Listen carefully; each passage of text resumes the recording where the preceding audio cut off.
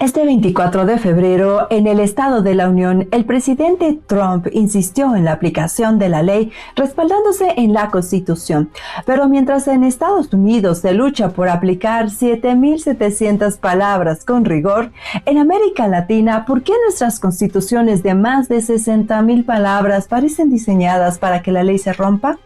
¿Cometió Simón Bolívar un error histórico al intentar adaptar este modelo? Hoy David Chestacaz nos explica por qué el discurso de Trump sobre aplicar la ley es la clave de la prosperidad que el latino busca en Estados Unidos y cómo evitar que ese sistema se corrompa. Estamos con el hombre que estuvo en las trincheras legales defendiendo la integridad del voto. Prepárese para descubrir el choque existencial entre nuestra libertad y el modelo de control global de potencias como China. Eso no lo verá en las noticias tradicionales. Si le importa el futuro de su familia, quédese hasta el final. Suscríbase y vamos a la entrevista.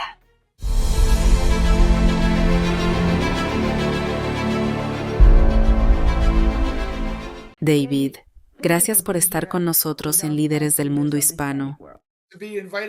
Gracias. Es un honor ser un invitado en Líderes del Mundo Hispano.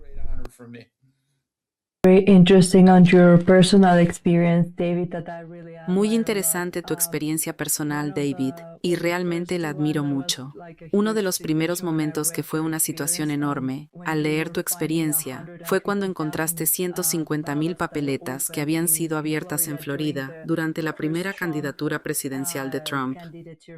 ¿Qué fue lo que te impulsó a actuar y hacer lo que considerabas correcto en ese momento? Go for it and do what you thought was the right thing.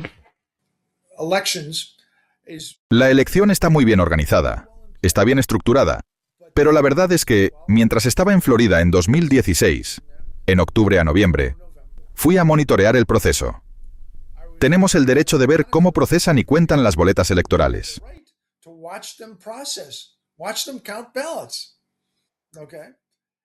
Y el primer día que estuve allí, dije, bueno, tienen a todas estas personas en una gran sala y están recibiendo boletas, sacándolas de los sobres y luego pasándolas por máquinas para contarlas.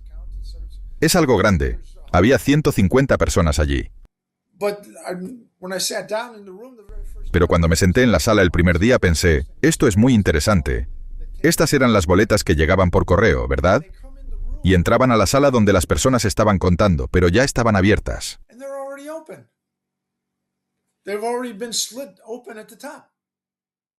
Ya habían sido abiertas por un extremo, y las personas en las mesas no eran quienes las abrían originalmente, ya estaban abiertas.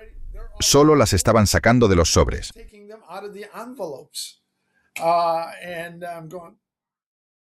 Y me dije, hay algo mal aquí, esto no está bien, porque podrían estar contando cosas que no sabemos de dónde vienen. Las trajeron a una sala y ya estaban abiertas. Durante los días siguientes, seguimos monitoreando. Descubrimos que había otra sala separada, con puertas cerradas, detrás de donde yo estaba sentado. Yo estaba observando la sala donde estaban los trabajadores electorales, abriendo las boletas y organizándolas.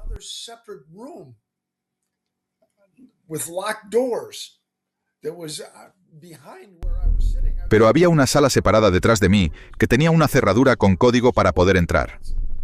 Allí era donde entraban las boletas y donde se abrían inicialmente. Y no sabíamos qué estaban colocando en esos sobres antes de que salieran hacia la sala donde la gente las estaba contando.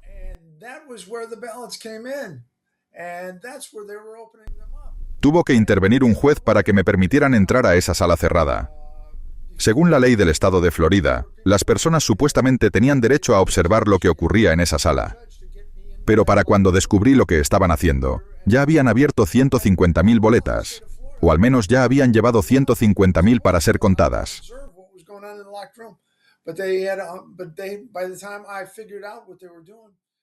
Aún no sabemos de dónde provenían, pero logramos que interviniera un juez antes de que la situación empeorara.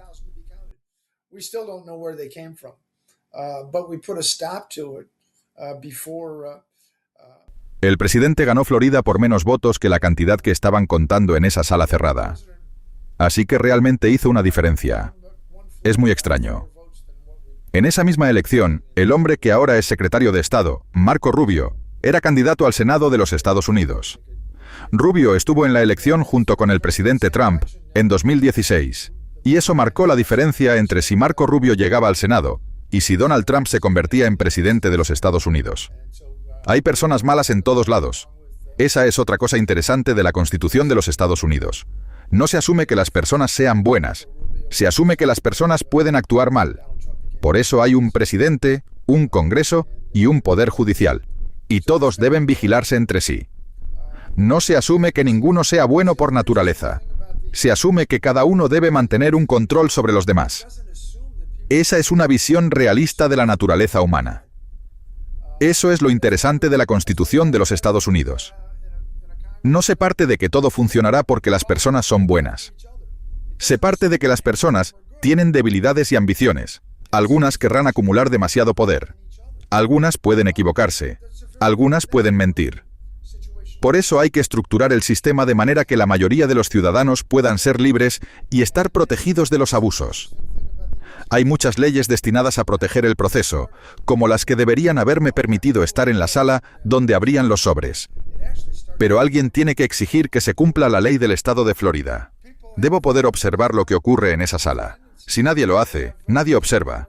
Y entonces, ¿quién sabe qué sucede? La historia puede cambiar. Por supuesto, hemos visto problemas en otros países. Tenemos los casos de Chávez y Maduro. Ellos lo hicieron. Brasil también ha tenido sus propios problemas con Bolsonaro. El gobierno es demasiado importante como para dejar que controle las elecciones sin supervisión. Debe haber ciudadanos reales que vigilen al gobierno mientras se lleva a cabo el proceso electoral. What is it in the Constitution of the US that ¿Qué dice la Constitución de Estados Unidos que, con el paso de los años, permitió que el país se convirtiera en la superpotencia que hoy conocemos en términos geopolíticos? Y comparándolo con la actualidad, otra de las superpotencias que ha crecido enormemente en los últimos años es China, pero con una ideología distinta, basada en el comunismo. Entonces, ¿cómo se relacionan estos dos modelos? Por un lado, la idea de libertad en Estados Unidos. Por el otro, el comunismo dentro de la visión o ideología china. ¿Existe una forma en que ambos puedan interactuar de manera estable? ¿O se trata de una rivalidad más profunda, incluso de carácter existencial, entre los dos sistemas? Can both of them, is there a way they can interact, or is it really like something existential between both of them? Entre los dos sistemas, porque los chinos todavía están esencialmente gobernados, aunque no los llamen reyes, emperadores o zares, por lo que podríamos describir como una oligarquía, que es el Partido Comunista Chino. Es una estructura de poder concentrado en la cima. La única manera en que China ha logrado progresar y comenzar a competir en ciertos aspectos ha sido permitiendo determinados tipos de libertades que históricamente no han existido en sistemas comunistas. Poco a poco han creado mecanismos financieros, mercados e intercambios de divisas, permitiendo a la gente generar beneficios. Eso fue muy diferente de lo que ocurrió en la antigua Unión Soviética. La Unión Soviética prácticamente solo tenía empresas estatales. En cambio, en China sí existen empresas privadas que pueden prosperar y crecer, aunque bajo supervisión del Estado. En términos generales, mi creencia es que finalmente la libertad prevalecerá. La razón por la que China ha comenzado a prosperar es que se ha visto obligada a permitir ciertos espacios de libertad económica para crecer. Eso no significa que el liderazgo actual vaya a abandonar el poder pronto. No sabemos qué ocurrirá. China tiene más de 1.000 millones de personas, y según algunas estimaciones, solo un porcentaje relativamente pequeño, quizás alrededor del 10%, se beneficia directamente del mayor crecimiento económico. Sin embargo, el país ha intentado expandir su influencia global mediante inversiones en infraestructura a través de la llamada Iniciativa de la Franja y la Ruta, financiando proyectos en distintas regiones, incluida Latinoamérica. No necesariamente están intentando exportar una ideología, sino asegurar recursos naturales y ventajas estratégicas. Eso es algo que históricamente han hecho muchas superpotencias. Lo que ha sucedido recientemente en Venezuela es complejo. No se trata únicamente de que Nicolás Maduro sea un mal líder, aunque esa sea una opinión extendida, sino también de que Venezuela es un país rico en recursos estratégicos importantes para la economía mundial. Estas dinámicas suelen ser más complejas de lo que parecen. Estados Unidos también actúa periódicamente como una superpotencia global. Tal vez tu audiencia conozca a Tucker Carlson. Es un podcaster y comentarista muy conocido en Estados Unidos. En su momento fue una de las figuras más vistas en la cadena Fox News, con audiencias de 3 o 4 millones de personas cada noche. Él suele argumentar que una de las principales funciones de un gobierno es maximizar la libertad, la protección y la seguridad de sus ciudadanos, y luego competir en el escenario internacional para asegurar beneficios para su país. Hemos escuchado al presidente Donald Trump hablar de América primero, pero también ha dicho que México debería poner a México primero. No necesariamente son posturas incompatibles, podrían verse como una competencia entre naciones que no tiene por qué ser hostil. No creo que el Partido Comunista Chino dure para siempre. Lo vimos con la Unión Soviética. Parte de mi historia familiar se remonta a un pequeño país llamado Lituania, que tiene alrededor de 3 millones de habitantes. Durante el periodo soviético, miembros de mi familia fueron víctimas de la represión comunista. Después de la caída del comunismo, junto con otros abogados de ascendencia lituana, viajamos allí para ayudar en el proceso de reconstrucción institucional tras la salida de la Unión Soviética. Lituania fue uno de los primeros países en declarar su independencia del bloque soviético. Fue un momento histórico importante. Tarde o temprano, ese impulso hacia la libertad vuelve a aparecer. Es un deseo natural del ser humano, querer ser libre, y con el tiempo, ese impulso suele imponerse. Thank you, David. Gracias, David. Una de las cosas que realmente llamó nuestra atención fue que nos comentaste que la Constitución de Estados Unidos tiene alrededor de 7,700 palabras, mientras que la Constitución mexicana tiene más de 60,000. Entonces, ¿qué tiene la Constitución de Estados Unidos que, aun siendo mucho más breve, logra que las personas cumplan más la ley, la respeten y la sigan, en comparación con otras constituciones en América Latina? ¿A qué se debe ese efecto?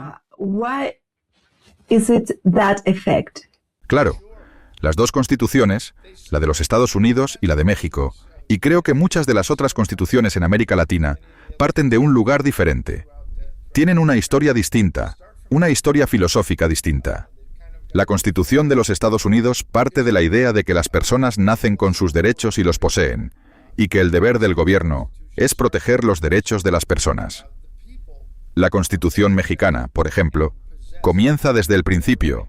El artículo 1 de la Constitución mexicana dice que el pueblo de los Estados Unidos mexicanos gozará de los derechos otorgados por esta Constitución. Entonces, comienza con la idea de que la Constitución o el Gobierno de México otorga derechos a las personas, en lugar de que las personas tengan derechos y el deber del gobierno sea defenderlos. Y esa es una diferencia increíble. Increíble, Jen, con la que la gente comienza desde el principio mismo. Y creo que tiene que ver con parte de la herencia filosófica de los Estados Unidos. Se remonta a algunos pensadores filosóficos. Hay cosas que tengo, como tú y yo hemos hablado. Tengo mi propio canal de YouTube llamado Constitutional Soundbites o Cápsulas Informativas Constitucionales, que explican algunas de estas cosas en detalle. Y espero que muchas personas vayan allí, presionen el botón y puedan escucharlo en español. Las personas que escribieron la Constitución de los Estados Unidos pensaban que tenían una oportunidad realmente especial de hacer algo que no se había hecho en la historia del mundo. Pero para hacerlo, estudiaron diferentes tipos de gobierno remontándose 2500 años en la historia humana.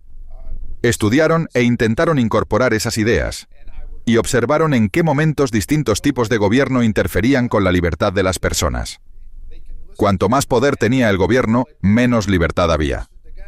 Existía la creencia general de que algunas personas nacían para gobernar sobre otras. Era un mundo de reyes, zares, jefes y emperadores, donde se asumía que algunas personas nacían para gobernar y otras estaban destinadas a servir o a ser súbditos. La Constitución de los Estados Unidos comienza diciendo, no, no, no, no. Las personas mismas nacen para ser lo que llaman soberanas. Están a cargo de su propio mundo, están a cargo de sus propios derechos, y hacemos un acuerdo entre nosotros para que el gobierno proteja nuestros derechos. No los obtenemos del gobierno. Así que el punto de partida es completamente distinto. En el modelo estadounidense, es el pueblo quien está a cargo. Se puede decir, estas son las cosas que el gobierno puede hacer. Y si el gobierno intenta hacer algo más, El pueblo puede detenerlo. Es algo completamente diferente. Eso se remonta, por ejemplo, a un historiador romano. En realidad era griego, pero vivió en Roma, llamado Polibio, a quien estudiaron más de 2000 años después. También estudiaron a otro pensador de Inglaterra llamado John Locke y a un francés, Montesquieu. Montesquieu dijo que el poder no puede concentrarse en un solo lugar. Hay tres elementos del poder. El gobierno hace la ley, la ejecuta y la interpreta. Entonces tienes un Congreso o una Cámara de Diputados que hace la ley. Luego tienes un presidente que está a cargo de hacerla cumplir. Y luego tienes jueces que están a cargo de interpretarla. Cada uno es diferente. Al dividirlos, hay una buena posibilidad de que la libertad del pueblo esté protegida. Antes de los Estados Unidos, no funcionaba así. Antes había reyes. Los reyes hacían la ley, la interpretaban y la ejecutaban. Esa fue la situación con el rey Jorge en Inglaterra, contra quien tuvimos una revolución. También fue el caso, si recuerdo bien, de Isabel y Fernando en España. Hacían la ley, la juzgaban y la ejecutaban. Cuando eso sucede, la actitud de los fundadores estadounidenses era que, si una sola persona o un pequeño grupo puede hacer todo eso, entonces no existe ley. Es simplemente que pueden levantarse un día y decir, esto es lo que vamos a hacer hoy. Eso no es ley. Ese es uno de los principales puntos de partida que marca la diferencia en cómo se redactaron esas constituciones. La Constitución estadounidense tiene una lista simple de 28 cosas que el gobierno puede hacer. Luego hay otra lista de lo que el gobierno no puede hacer, y el resto queda en manos del pueblo. En cambio, cuando hay una tradición distinta, una tradición mixta en América del Sur y América Latina, que remonta su historia tanto a España como a algunos pueblos indígenas, que también tenían emperadores y gobernantes, no existía la idea de que las personas individuales fueran soberanas. Es una herencia completamente diferente. Esa es una de las cosas interesantes que debemos explicar a quienes vienen a los Estados Unidos. Sí, ambos países tienen constituciones, pero no parten del mismo punto. La organización es distinta. La Constitución de los Estados Unidos ha estado en vigor desde 1789. En unos 12 años cumplirá 250 años. La Constitución mexicana ha sido cambiada 3 veces. Ha habido 3 constituciones mexicanas en los últimos 100 años. Nosotros, en todo ese tiempo, solo hemos tenido 27 enmiendas. Desde la última Constitución mexicana ha habido 700 enmiendas. Entonces es difícil saber exactamente qué está ocurriendo allí. A veces el gobierno lo quiere así. No necesariamente quiere que la gente entienda qué está pasando, porque entonces puede levantarse un día y decir, yo estoy a cargo, y así es como lo haremos hoy. Aquí no pensamos así. No es fácil cambiar la Constitución de los Estados Unidos. Es difícil cambiarla. Y queremos que sea difícil. Queremos que algunas leyes sean fáciles de cambiar, pero la Constitución no. Otro aspecto interesante es que la Constitución de los Estados Unidos también está diseñada para proteger a las minorías. No minorías en términos de raza o etnia. No tiene que ver con si eres negro, blanco, hispano o latino. Tiene que ver con lo que piensas. Si no piensas como la mayoría, aún estás protegido. Sigues teniendo los derechos de la primera enmienda. Sigues teniendo el derecho de expresarte libremente sin que el gobierno te castigue por no estar de acuerdo con él. De hecho, nos enorgullece no estar de acuerdo con nuestro gobierno. A veces en el resto del mundo piensan que estamos un poco locos porque todos están gritándose entre sí. Pero eso también es parte de la tradición. Es parte de la libertad. Cuando la Constitución habla de proteger los derechos de las minorías, se refiere a proteger lo que piensas. No tienes que pensar como todos los demás. No tiene que ver con si eres hombre o mujer, o si eres gay, o cualquier otra característica. Es un acuerdo en el que tú puedes pensar lo que quieras. Yo puedo pensar lo que quiera. Y mientras no interfieramos con los derechos del otro, podemos hacerlo. Ese es el límite. Otra pregunta que tenemos sobre este tema es la siguiente. Como comentábamos antes, Simón Bolívar liberó a varios países del colonialismo hispánico en Sudamérica y admiraba mucho la Constitución de Estados Unidos. Sin embargo, al mismo tiempo, le preocupaba que ese modelo constitucional no necesariamente funcionara para todos los países o para todos los pueblos. ¿Qué opinas al respecto? ¿Realmente es necesario que exista una correspondencia entre la Constitución y la cultura o la tradición de un pueblo? ¿O se puede simplemente aplicar ese modelo y esperar que produzca un cambio inmediato en la manera en que las personas se relacionan con su gobierno?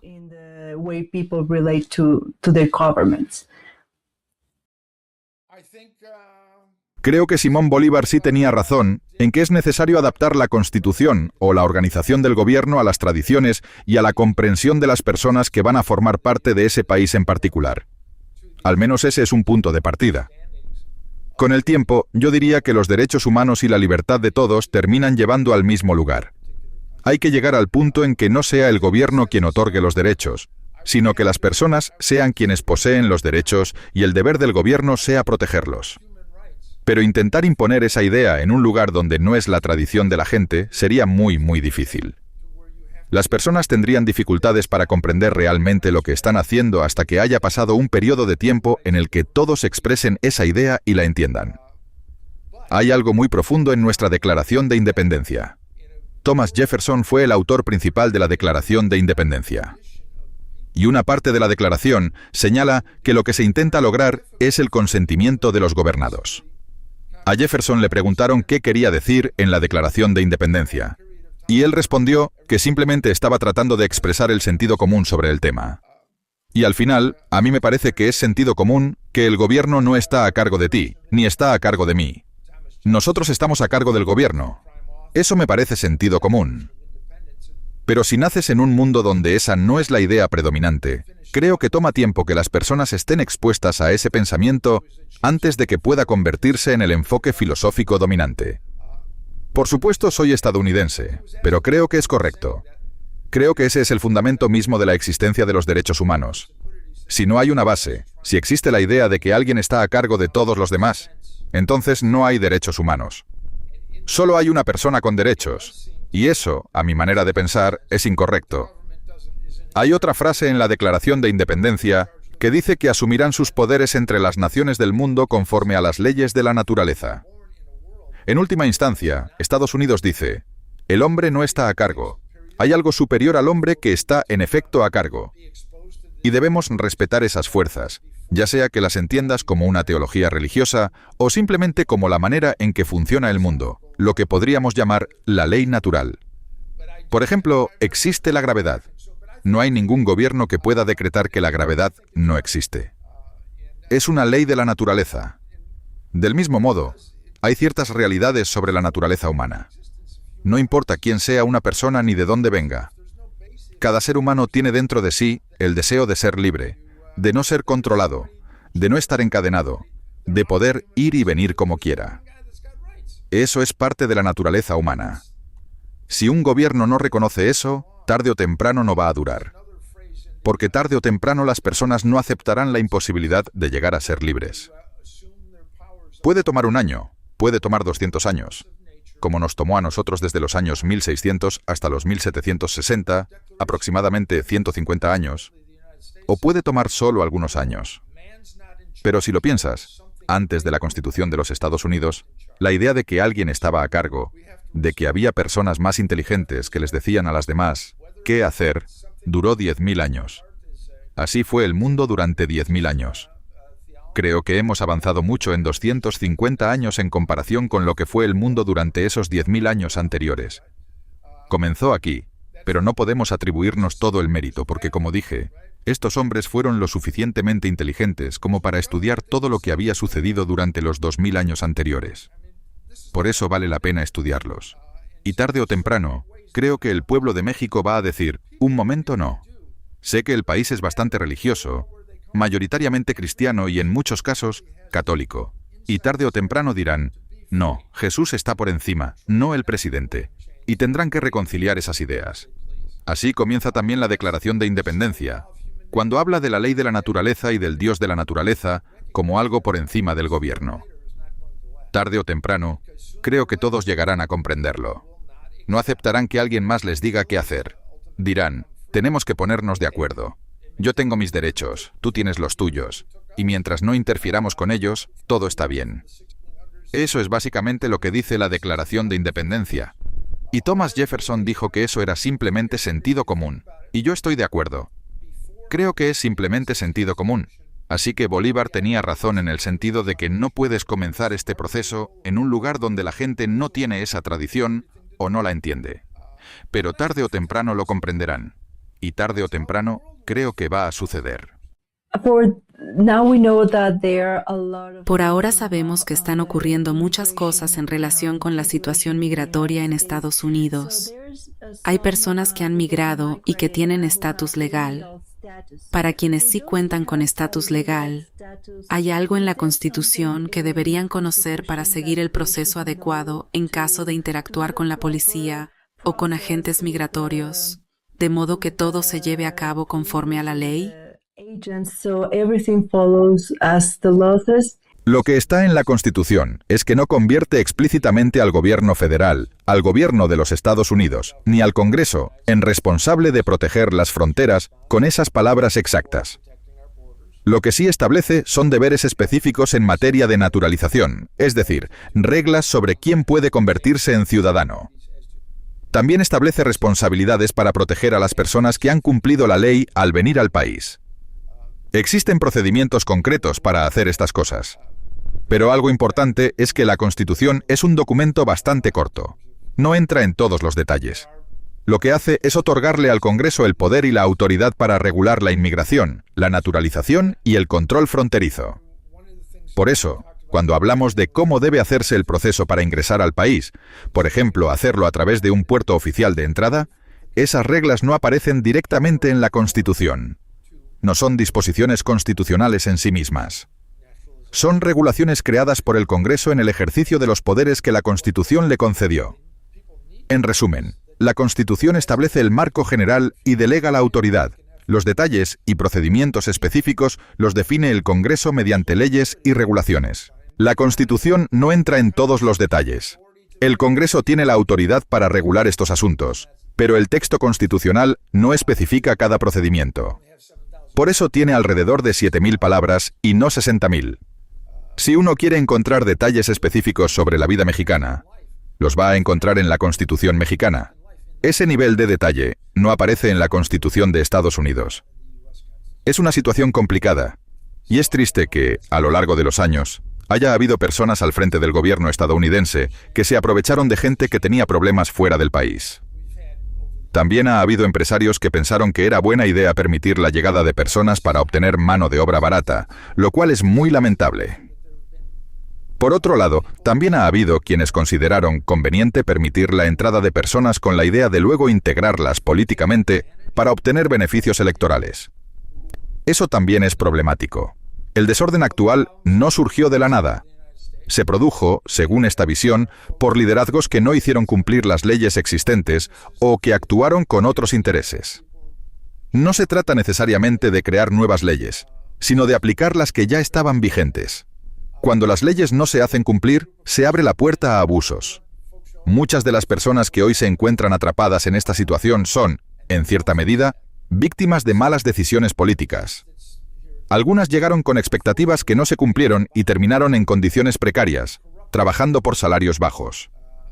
Eso permitió que personas sin escrúpulos se beneficiaran a costa de otros más vulnerables. Cerrar esos espacios de abuso significa, desde esta perspectiva, impedir que unos se aprovechen de otros. Es una circunstancia triste, generada por malas decisiones, que ha afectado tanto a quienes llegaron como a ciudadanos estadounidenses. También se argumenta que en este contexto global se promovió una visión de un mundo sin fronteras. Pero si no existen fronteras claras, sostienen algunos, se debilita la idea misma de un país con reglas propias, con protección a quienes crean, innovan o emprenden. Puede parecer contradictorio, pero la idea es que para proteger la libertad se necesita una estructura legal. Sin ley, no hay un marco que garantice derechos ni oportunidades. Sin reglas, se corre el riesgo de volver a una situación donde prevalece la ley del más fuerte. El objetivo, en teoría, es evitar eso y ofrecer a cada persona la oportunidad de desarrollar al máximo su potencial humano. Pero para que exista esa oportunidad, debe existir un sistema legal que la proteja. La situación es compleja Y sin duda, hay muchas cosas que deben cambiar en cuanto a la aplicación de la ley. Como mencionabas antes, las leyes ya existen, pero a veces parece haber una brecha entre lo que está escrito y cómo realmente se aplica en la práctica, así como en la manera en que las futuras generaciones las interpretarán y las harán cumplir. Es un asunto político muy complejo. Hay políticos que aprueban leyes y luego dicen que lo hicieron para ayudar al pueblo estadounidense.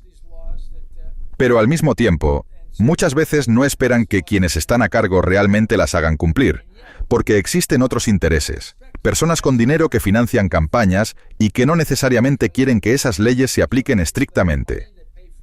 Sin embargo, esas leyes sí benefician a quienes han obedecido la ley.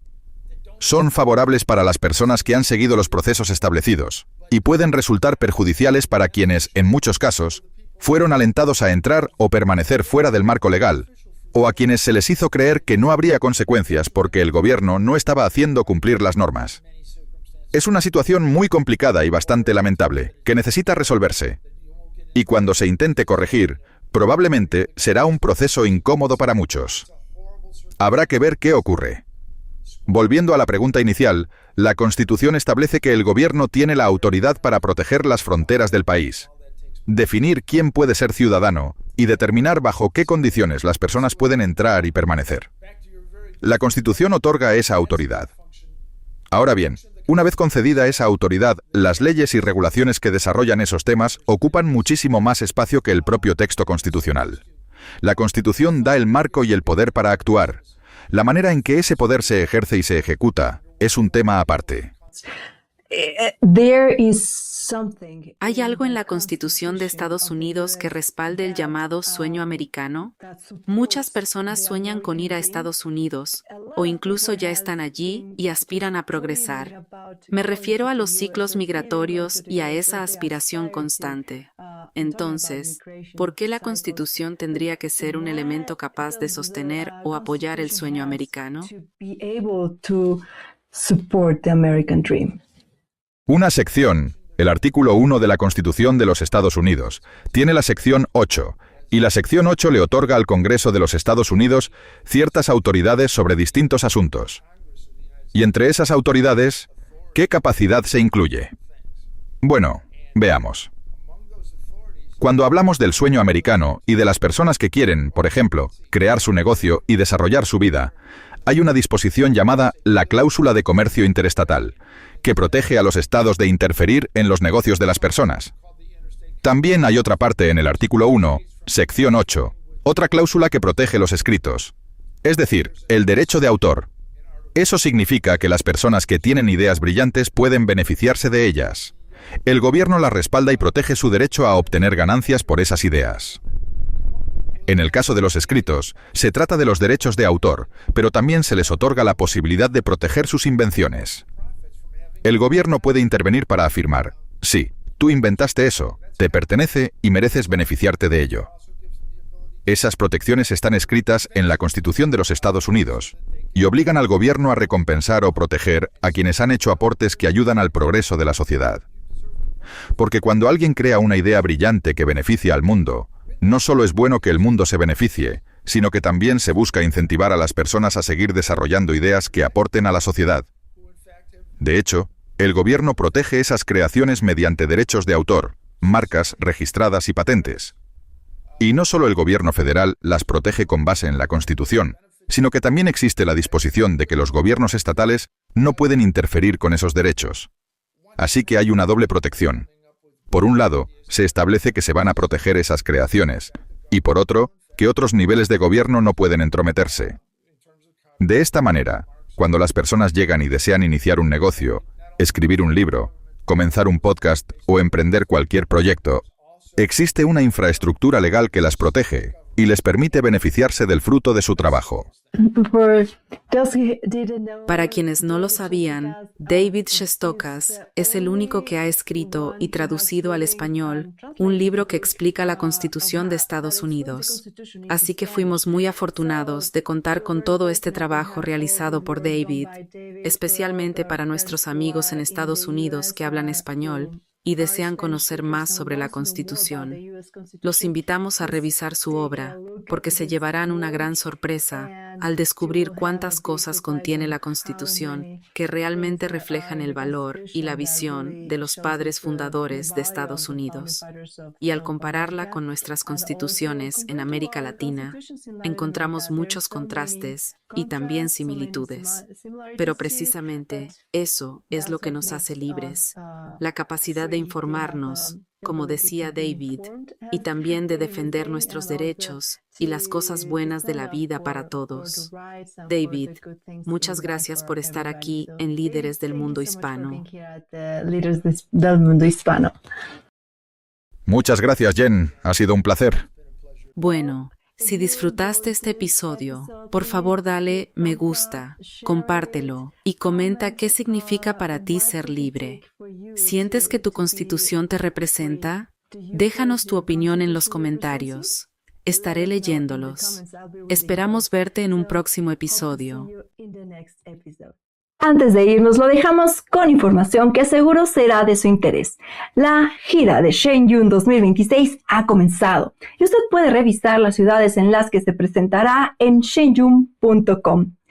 No se lo pierda. De nuestra parte, es todo por el día de hoy. Nos vemos en la próxima entrevista. Un espectáculo realmente importante para cada uno de nosotros. Esto es lo que usted ha estado esperando.